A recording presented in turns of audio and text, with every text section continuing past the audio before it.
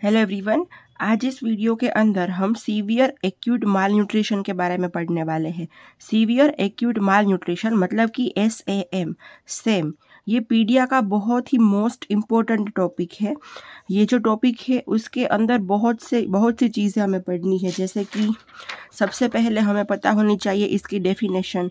फिर जो ये सेम वाले बच्चे होते हैं ना, सीवियर एक्यूट माल न्यूट्रिशन वाले बच्चे, उसको हमें NRC के अंदर एडमिट करना होता है और NRC के अंदर उसे हमें ट्रीट करना होता है।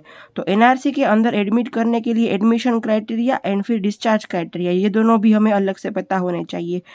फिर ये जो बच्चे होते हैं उसका मैनेजमेंट किसके अकॉर्डिंग करना है, उसके लिए हमें एपेटाइट टेस्ट करनी पड़ती है, तो एपेटाइट टेस्ट के बारे में भी हमें पता होना चाहिए।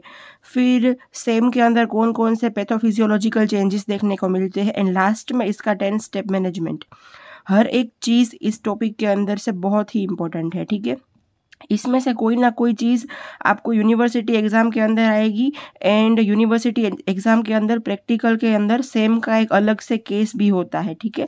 तो अगर सेम का केस आया आपको तो आपको ये सब कुछ, इसमें से कुछ भी वाइवा में भी पूछ सकते हैं। तो ये बहुत ही मोस्ट इम्पोर्टेंट टॉपिक है, ठीक है।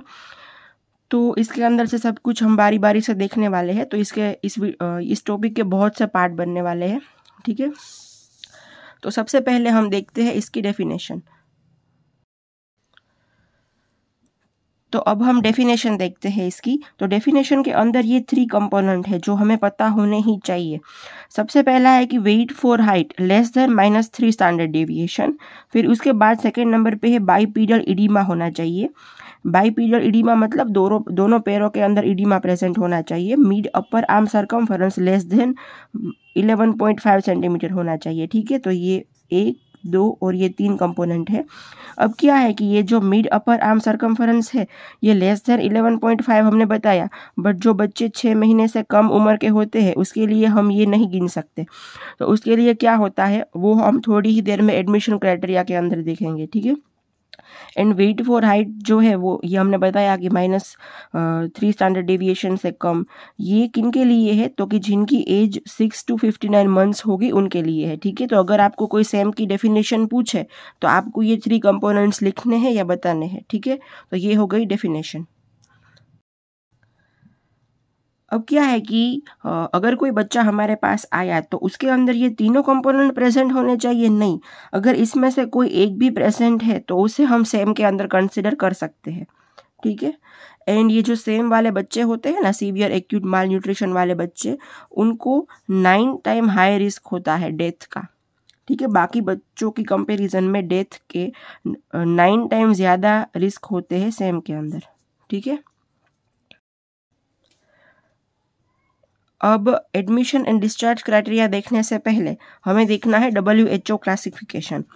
तो ये क्लासिफिकेशन है, इसके अंदर क्या है कि ये सबसे पहला कॉलम है सीवियरिटी का, ठीक है। माल न्यूट्रिशन की सीवियरिटी कितनी है उसका। उसके बाद ये है मिड अपर आर्म सरकमफेरेंस जो कि है सेंटीमीटर के अंदर, एंड उसके बाद ये है वेट फॉर हाइट। अगर जो बच्चा हमारे पास आया उसका mid upper arm circumference more than 13.5 है तो कोई बात नहीं, वो नॉर्मल है। एंड उसकी वेट फॉर हाइट है वो मोर देन -1 स्टैंडर्ड डेविएशन है तो वो नॉर्मल है, ठीक है, नन। उसके बाद सेकेंड नंबर पे क्या है कि अगर उसका जो मिड अपर आर्म सरकमफेरेंस है वो 12.5 से लेके 13.5 सेंटीमीटर के बीच में है, एंड उसकी वेट फॉर हाइट जो है वो -2 से लेके -1 स्टैंडर्ड डेविएशन के बीच में है, तो उसकी सीवियरिटी के कितनी होगी, तो कि ये माइल्ड सेम का केस है, ठीक है। उसके बाद है कि अगर mid upper arm circumference 11.5 centimetre से लेके 12.4 सेंटीमीटर के बीच में है, एंड जो वेट फॉर हाइट है उसकी वो -3 से लेके -2 स्टैंडर्ड डेविएशन के बीच में है, तो ये मॉडरेट कंडीशन है, ठीक है, सेम की मॉडरेट। उसके बाद है कि अगर mid upper arm circumference less than 11.5 centimetre है एंड वेट फॉर हाइट जो है वो लेस देन -3 स्टैंडर्ड डेविएशन है, तो ये हो गया हमारा सीवियर एक्यूट माल न्यूट्रिशन, ठीक है, सेम जो जिसके बारे में हम पढ़ने वाले हैं, सेम, ठीक है। अगर ये है तो moderate mall nutrition, mild, and ये जो है वो नॉर्मल, ठीक है। ये WHO का क्लासिफिकेशन है। एंड सेम वाले जितने भी बच्चे होंगे उसको हमें ट्रीटमेंट करने के लिए कहाँ पे एडमिट करना है, NRC के अंदर। Same children should be admitted in NRC for the treatment. ठीक है, अब अभी तक हमने क्या देखा है, तो कि हमने देखी है सेम की डेफिनेशन देख ली है, एंड उसके बाद हमने सेम का क्या देखा है, WHO